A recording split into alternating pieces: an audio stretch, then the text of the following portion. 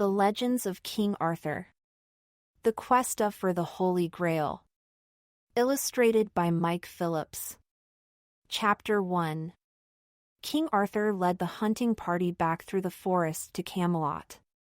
Suddenly, a flash of bright light caught his eye. "Did you see that?" he asked, drawing his horse to a stop. "See what, Your Majesty?" Lancelot asked. There was a flash of light by the river. Lancelot and Gawain hadn't seen anything, but they followed Arthur's gaze. "This way," Arthur announced, as he dismounted and walked to a path through the trees. Quietly telling their squires to stay behind with the horses, Lancelot and Gawain followed Arthur down to the riverbank. There they found an extraordinary sight. Ahead of them was a slab of stone that appeared to have traveled down the river. There was a sword deeply embedded in it. The sword's golden pommel reflected the sun's rays and must have been what had caught the king's eye. "It is just like before," Arthur murmured, approaching the weapon. Lancelot and Gawain glanced at each other. They had heard the story of how Arthur had drawn the sword from the stone when he had been just a boy. "Look, there's an inscription," Arthur called back excitedly. "Many knights will try, but only the best will draw me free," Arthur read aloud. "Surely this sword is meant for you, Lancelot." "I know of no better knight." Lancelot shook his head, taking a step back. "No, Your Majesty. I am not the one meant for this sword," he insisted. He was thinking of his traitorous love for Queen Guinevere. Arthur frowned. "But you are the bravest knight in Camelot?" "Your Majesty, I may be brave but I am not the best." Arthur seemed disappointed but said no more. Instead, he turned to Gawain. "If Lancelot will not take it, then you must try," he said. Gawain looked uncertain for a moment. Then he stepped forwards, gripped the hilt with both hands, and pulled. The sword would not move. Gawain let go. "It seems I am not destined for this weapon either, Your Majesty," Arthur frowned. As they returned to their horses, he couldn't help wondering who could be worthier than his two most trusted knights. "Upon this day, this seat will be filled." Arthur and his knights stared at the round table in shock. The words had appeared in its wooden surface whilst they had been out. No one could quite believe that after so many years, the perilous seat would finally be filled. Sir Owain gazed around at his comrades, voicing the question on everyone's mind, "So, who is this knight we have waited so long for?" "Your Majesty, he has arrived," Merlin announced, before Arthur could reply. Arthur led his knights into the great hall. An old man and a young one of about 18 summers were presented to him. The young man wore plain armor and had a helmet tucked under his arm, but he carried no sword or shield. "Your Majesty," a guard announced. "Nations of Corbenic and Master Galahad beg an audience with you?" Arthur's eyes never left the young man's face. He seemed familiar somehow. Yet Arthur knew that he had never met the youth before. "Welcome to Camelot," he said, as the young man bowed respectfully. Nations said to Arthur, "This is Galahad. He was given to me to raise in the ways of God by his grandfather, King Pels. He is the son of Elaine of Corbenic and Sir Lancelot du Lac," he added, his eyes landing on Lancelot. "I thought I saw a resemblance," Arthur murmured as Lancelot stepped towards the young man. "My son?" Lancelot asked in disbelief. He recalled the one night he had spent with Elaine when he had thought that she was Guinevere. "How is your mother?" "She died, sir, when I was 10 summers old," Galahad replied quietly. Lancelot felt a pang of sadness. "I am sorry." "Since then I have lived with nations in an abbey not far from Corbenic," Galahad continued. Looking around, Nations' eyes had found the room that held the round table. "Come, Galahad," he said. Ignoring the surprised looks of Arthur and his knights, the old man walked towards the open door. Galahad dutifully followed. It wasn't long before everyone stood at the round table. "It is as I said," Nations announced. Arthur had come to stand beside him, staring down at the table in surprise. The words so recently etched into its surface had changed. Now it read, Galahad. Chapter 2. "But I am not a knight," Galahad said. "That will soon change," Arthur declared, drawing Excalibur. "Kneel, Galahad." Before kneeling, Galahad glanced at Nations, who nodded encouragingly. Placing Excalibur on Galahad's right shoulder, Arthur spoke the vow pledged by every knight. Galahad repeated the words, and then it was done. He was a knight. "Arise, Sir Galahad." Slowly, Galahad rose. "Thank you," he said to Nations. "You have done your sacred duty by me. In time, we shall meet again." Taking Galahad's hand, Nations kissed it and left. "Now, Galahad, take your place at the table alongside your fellow knights," Arthur said as he and the rest of the knights found their seats. Galahad did as instructed, slowly walking towards the empty seat. As he took his place between Lancelot and Percival, a fierce wind sprang up from nowhere. It blew through the room, causing torches in their sconces on the walls to flicker. "What's happening?" Iwain demanded, his eyes darting around the chamber fearfully. "Your Majesty, look!" King Bagdemagus cried, pointing to a tiny, shimmering light hovering above the table. Arthur stared in disbelief as the light began to expand, becoming brighter and brighter, shifting and changing shape. Finally, he found himself staring at the image of a golden cup. "The Holy Grail," Merlin murmured in wonder. Just as suddenly as the light had appeared, the image vanished. "God has spoken to us," Galahad said, making the sign of the cross over his chest. "I saw the Grail whilst I was at Corbenic," Lancelot said. "King Pels told me that it would appear in Camelot. He said that when it did, every knight would ride out to prove himself worthy of it. Then let us be tested by God." Sir Bors declared excitedly. "I swear on my honor that come morning, I will begin my quest for this most sacred of objects."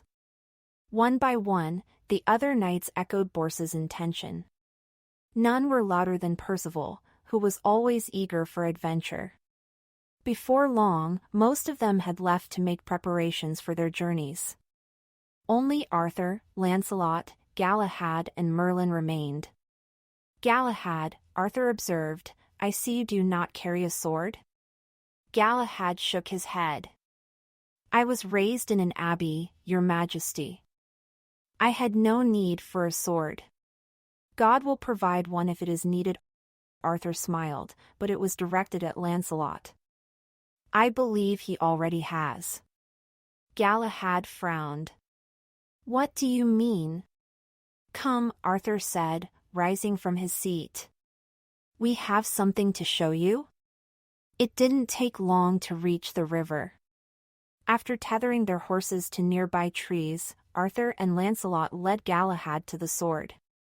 In the fading light, the golden pommel no longer shone, but the blade did. As they approached, Arthur realized that the strange glow was coming from inside the sword. Galahad stepped onto the rock and looked back at his king. "Your Majesty, you were right to bring me here. This sword has indeed been sent by God." Reaching out, Galahad took hold of the hilt and pulled. The blade sang as it easily slipped free. "Now all you need is a shield," Arthur said. "You are welcome to take any of those at Camelot." "I thank you for your kindness, Your Majesty, but I must refuse." "God will provide me with a shield in time?" Arthur nodded. "As you wish. When will you leave Camelot?" Lancelot asked.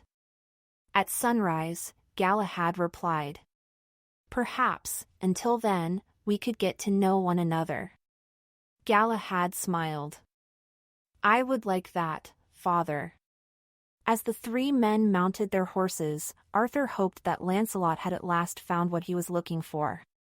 Chapter 3. The following day, Galahad rode out of Camelot as the sun rose. He and Lancelot had spent most of the night getting to know each other. Both knew that there was a good chance that neither of them would return from their quests. After several days, Galahad saw a small church through the trees. This would be the perfect place for him to rest and seek God's guidance. As he neared, Galahad was surprised to find 2 war horses and 2 ponies grazing on the grass outside. He settled his horse with them before entering the chapel. 2 monks greeted him. After taking Galahad's sword, they led him to a room where 2 knights of the Round Table were already eating supper. "Sir Galahad!" Sir Owain cried happily as he came to greet him. Behind him, King Bagdemagus rose too, his food momentarily forgotten. "Come, we have plenty?" Galahad joined them, glad to see familiar faces. Over their meal, the 3 men shared their stories of how they came to be there. "We heard that this church has a powerful shield," Bagdemagus began. "Only the man capable of finding the Grail can carry it unharmed. Otherwise, he will be killed or wounded within 3 days. We have decided that Bagdemagus will try first," Owain continued. "Tomorrow he will take the shield and ride forth whilst I stay here. If he is harmed, then his squire will return with the shield." Galahad nodded.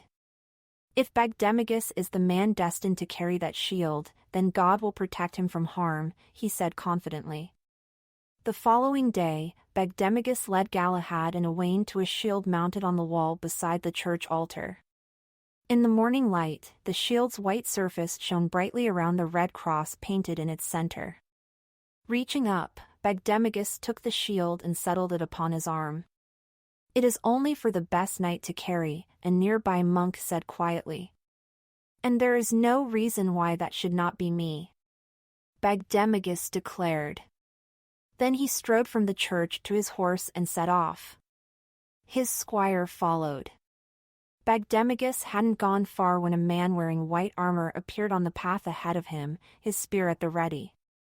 Seeing Bagdemagus, the man spurred his horse into a gallop towards him. Bagdemagus was only too happy to meet the stranger head-on and prove himself worthy of the shield. But the white knight's spear easily flew over the shield, embedding itself in Bagdemagus's shoulder. Bagdemagus was thrown screaming from his saddle.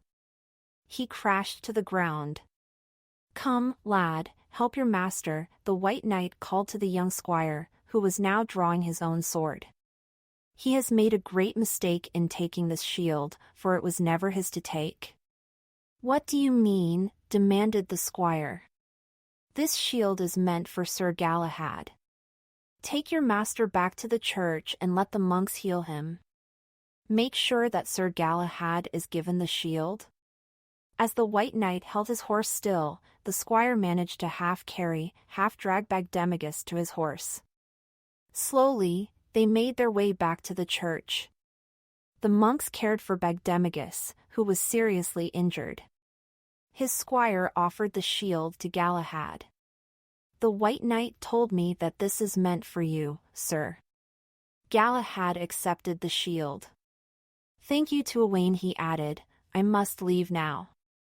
The squire, eager to prove himself, followed Galahad. "May I go with you, sir?" Galahad nodded. "What is your name?" "Melias, sir," the squire replied. "And I wish to be a knight very well, Melias," said Galahad. "For bringing me the shield, I will make you a knight.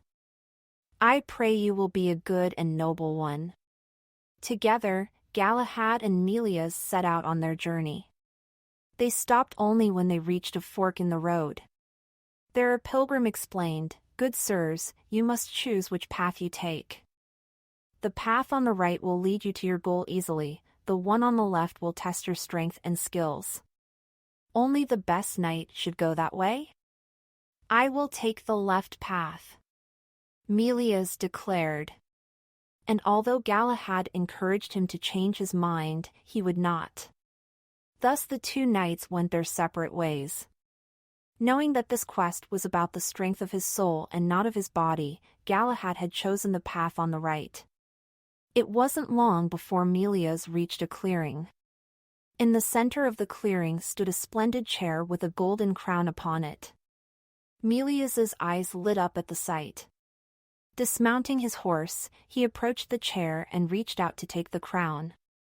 Melias, a voice said from behind him. It was Galahad.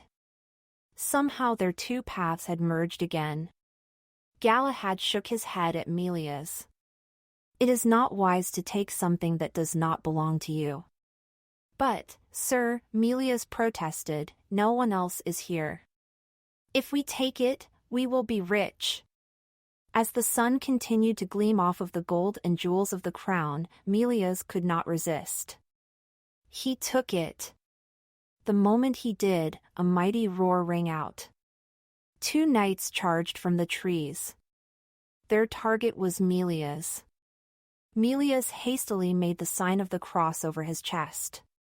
But by the time he had dropped the crown in favor of his sword, it was too late. One of the attackers cut deeply into Melias's side. The next stroke would have killed him, but it was stopped by Galahad. Galahad felled the knight with a well-aimed blow. The other knight spun, his blade arcing towards Galahad's head. Galahad deflected it with his shield and launched his own attack. He sliced through the knight's wrist, severing his sword hand. The battle was won. Galahad knelt beside Melias, who was writhing on the ground. I know of an abbey nearby, he said. The monks there will tend to your wounds. Upon their arrival at the abbey, 3 monks came to help Melias inside. Once his wound was bandaged and they had both eaten a simple meal, Galahad told the monks what had happened. Looking at Melias, the abbot announced, your pride in choosing the path on the left, and your greed in taking the crown, has proved you unworthy of this quest. You, however, he continued, turning to Galahad, remained true.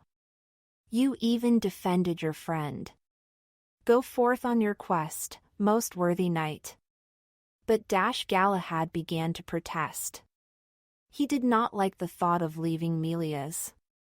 Go, sir, Melias encouraged. It has been an honor to travel with you. I will be a better knight for having seen your example. So Galahad took his leave and the abbot accompanied him outside. Trust in God, my friend, the abbot murmured. I do, he replied. With all my heart. And with that, Galahad mounted his horse and continued his quest alone.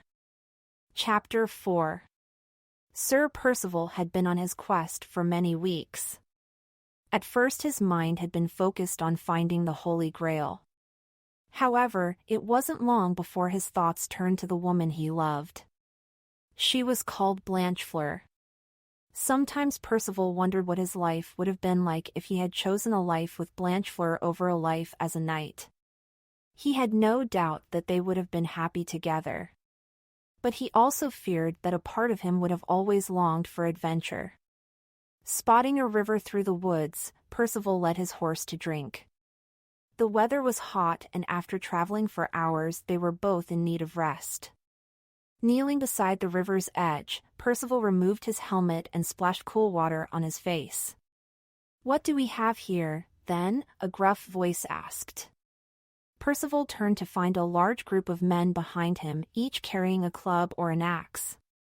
The leader of the group, a stout, bearded man with a ragged scar above his right eye, stepped forwards. You're trespassing on our land, he growled. This land belongs to King Arthur, Percival said. Is that so? The man laughed. Well, that's not how we see it. His eyes darted to Percival's horse. That's a fine horse you have. Give it to us along with your sword and we will let you pass through these woods safely? Percival laughed. I'm not giving you anything. This is the king's land and I, the man, leapt towards Percival. Percival dodged a blow from his club and drew his sword as the rest of the men surrounded him. Spooked by the fighting, Percival's horse bolted into the trees. Alone, Percival knew that he stood very little chance against so many men. He was sure he would die. Then the thunderous beating of hoofs drew near.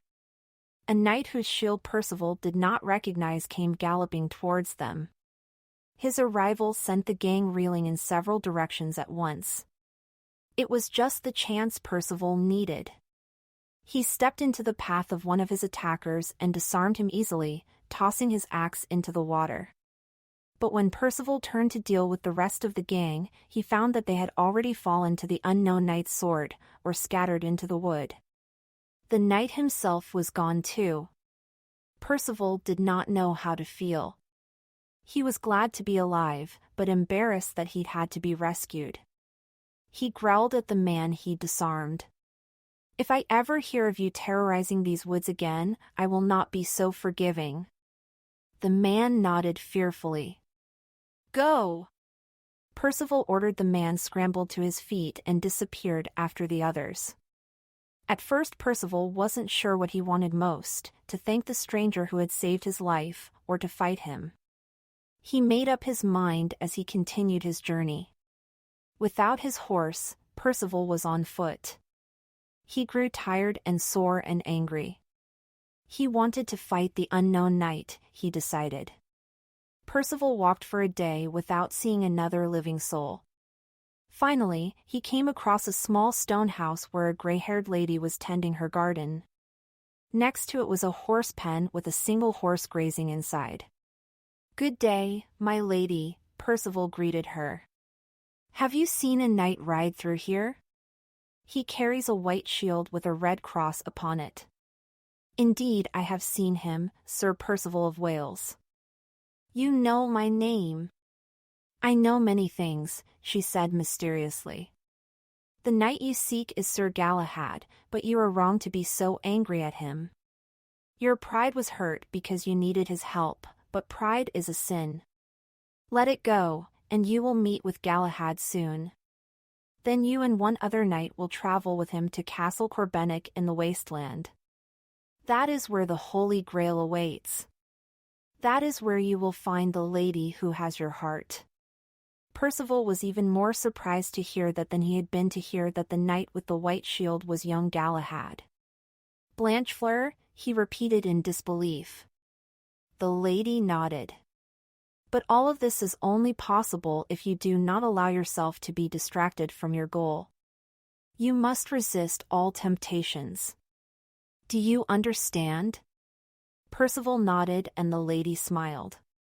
"Now, take my horse. Your journey will be easier with him."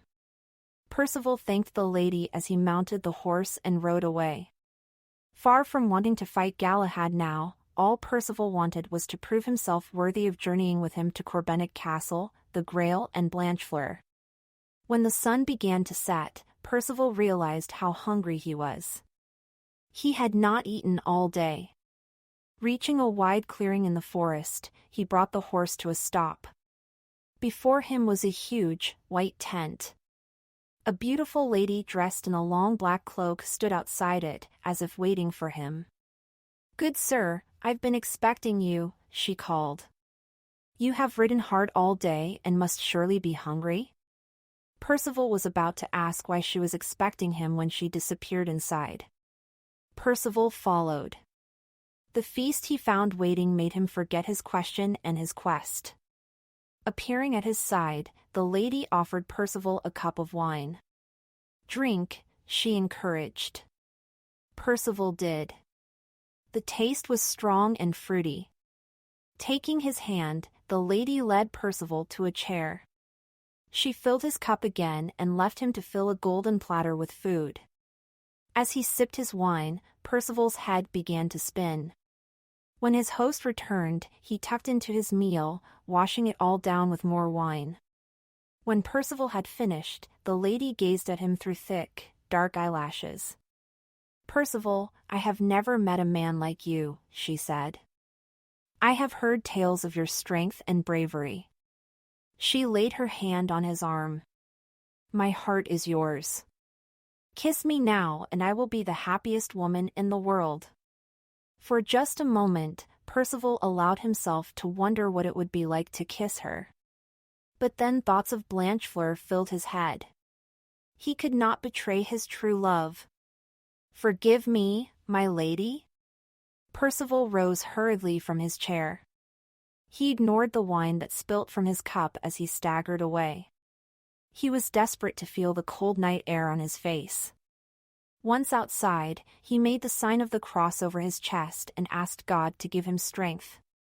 Immediately a great wind swept through the clearing, forcing Percival to his knees. It tore the pegs holding the pavilion in place from the ground, easily carrying the tent and the lady inside it away into the night. Dear God, forgive me, Percival murmured, his hand shaking as he crossed himself once more. Rest assured, Sir Percival, you have resisted temptation. God has forgiven you. Looking up, Percival saw another lady. This one was dressed in the white robes of a nun. Who are you? Percival asked. I am Dindrain. You have proved yourself worthy. Come with me, and I shall take you to the enchanted ship. Its course is set for Corbenic Castle. In time, Sir Galahad and Sir Bors will join you aboard. Bring your horse. You will have need of him later. Dazed, Percival untied his horse and followed Dindrain to the small bay where the enchanted ship was moored. Chapter 5. Eager to begin his quest, Sir Bors had ridden out of Camelot and quickly came across a small hut. There he met a hermit. Bors introduced himself.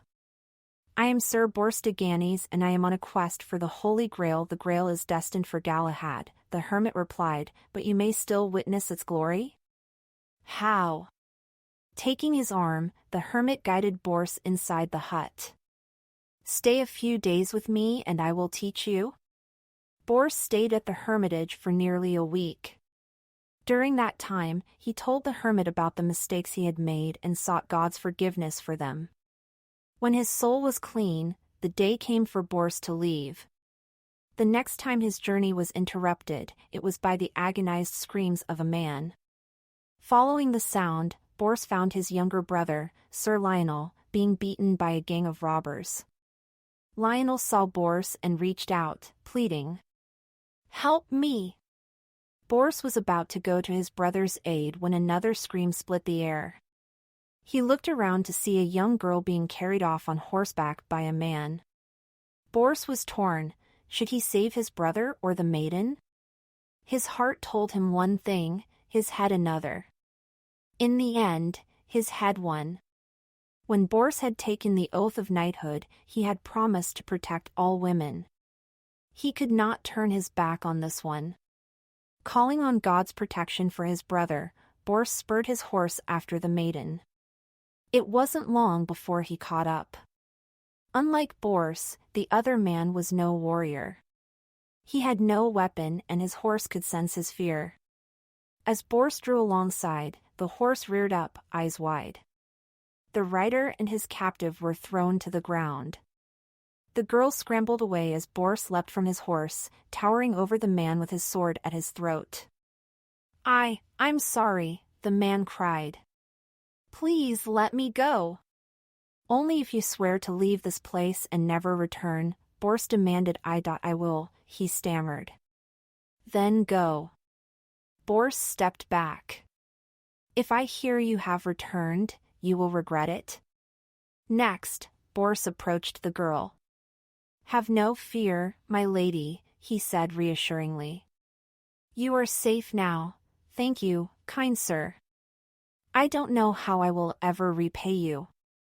There is no need. Your safety is enough. With the girl's guidance, Bors carried her back to her village on his horse. Father, she cried as a man ran to meet her. The two held each other tightly. I cannot thank you enough, sir, her father said. Having safely delivered the maiden, Bors hurried back to Lionel. The place where Bors had left him was empty. Instantly, Bors believed the worst. He had left his brother to die. For a long time, Bors knelt on the grass in the silent clearing and wept. When he finally stood and rode away, it was without any idea where he was going. What did it matter anymore? His brother was dead and it was his fault. After a day or so of traveling, Bors reached a small village with a church.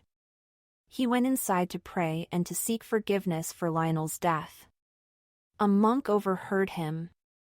"But, good sir, your brother is not dead," he said. At first, Bors thought he had misheard him. "What did you say?" "Your brother is not dead. He was brought here, and he is very much alive. Come, I shall take you to him?" They didn't have to go far. Lionel was waiting outside when they left the church. His sword was in his hand and his bruised face was furious. "I thought it was you, dear brother," he muttered bitterly. "Have you come to see what you did to me?" "I did nothing," Bors began. "You left me to die," Lionel shouted. Bors hung his head guiltily. "TM sorry?" Lionel took a step closer. "You will pay for what you did," he growled. "I will not fight you, brother. Lionel scoffed. "Some brother you are." Lionel raised his sword to attack Bors, but a crack of thunder split the air. A column of fire shot down from the sky, trapping Lionel inside. Through it all, Bors had made no move to draw his own sword. Suddenly, a lady dressed in white robes appeared. "I am Dindrain," she told Bors. "You have passed the test?" "Test?" Bors echoed. Dindrain nodded. "By choosing to rescue that girl, and by not fighting Lionel, you have proved yourself worthy. You and Percival will witness Galahad find the Holy Grail. Come with me to the enchanted ship where Percival and Galahad are already waiting. The quest for the Holy Grail is almost over." "What about Lionel?" Bors asked, looking at his brother, still trapped in the column of flames. "Given time, Lionel will regret his anger towards you. For now, we must leave."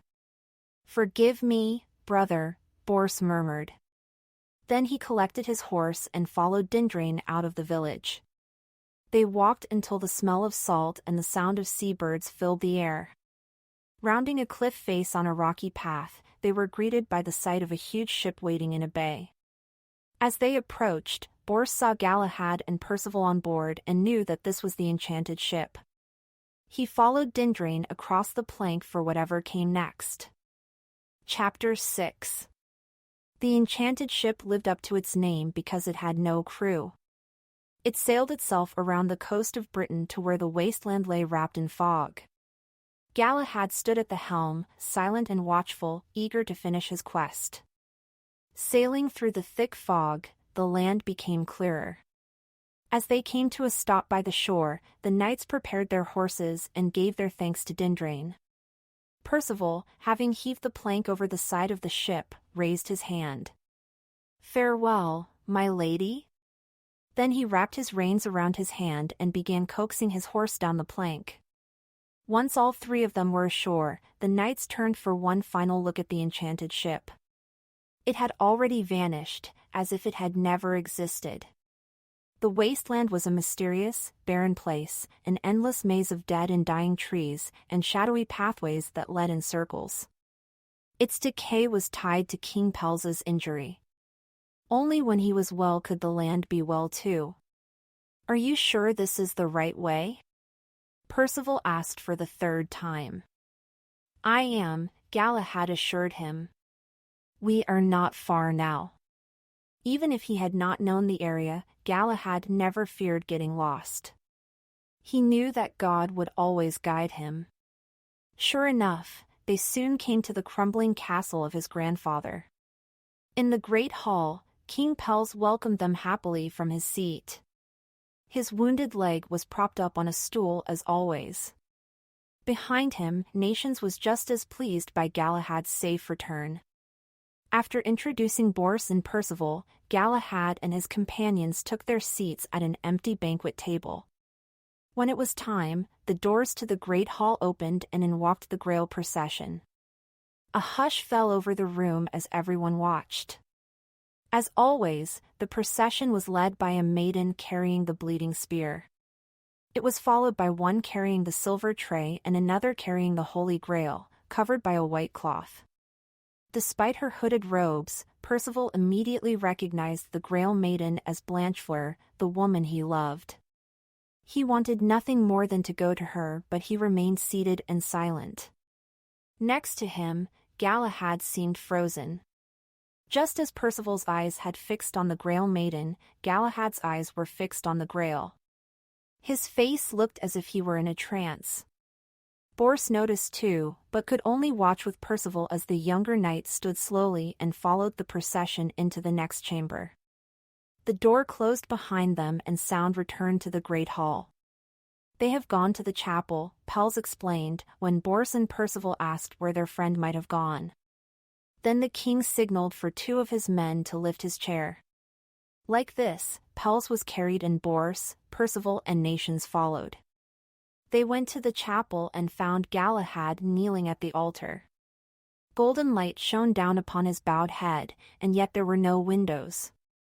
Percival and Bors stood silently to one side as the Grail maiden gently placed the Holy Grail upon the stone altar. Pels's men lowered his chair in front of Bors. Nations made his way to the altar, removed the white cloth and offered the Grail to Galahad. Galahad took only one sip, but the contents of the cup seemed to fill him. He stood and turned to face those who had gathered. Already he seemed different, like calm, still water. It was as if the light that had shone down on him was now shining from inside him. Stepping away from the altar, Galahad took the bleeding spear from the maiden who held it. He went to King Pels. "I know the pain you have suffered, grandfather." Today it ends kneeling. Galahad gently unwound the bindings from Pels's leg and held the spear out, allowing 3 drops of blood to fall into the wound. Beside Percival, Bors gasped. Pels's wound was healing before their eyes, closing up as if it had never been there. Already, the king's face looked healthier. "Thank you, Galahad," King Pels whispered, his tears falling freely. Galahad placed a kiss upon his grandfather's forehead and thanked God for healing him. Galahad had performed many miracles during his travels, and this was his last. His quest was over. He was ready. Those gathered saw Galahad smile contentedly before he fell to the ground. Bors rushed forward, but was stopped by Percival. "Look!" Percival cried, pointing to the altar.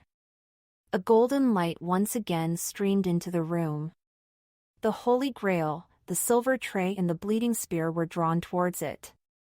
They rose up and disappeared, never to be seen again. Everyone watching knew that they had gone to the same place that Galahad had, heaven. It was a long time before anyone felt ready to leave the chapel. Bors and Percival mourned the loss of their friend, and Pels wept for the loss of his grandson. Afterwards, Bors stayed at Corbenic long enough to attend Galahad's funeral, and to see Percival and Blanchefleur marry. Following his marriage, Percival decided to remain at Corbenic with his wife. "Are you sure?" Bors asked as he prepared to leave. "You know Arthur would welcome Blanchefleur at Camelot." Percival nodded. "This is where she is happiest, and I am happiest when she is as they embraced." Percival asked, "What will you tell them?" Bors smiled. "The only thing I can, that we were witness to a great miracle. They will be telling Galahad's story for years to come, I promise you." And they still are.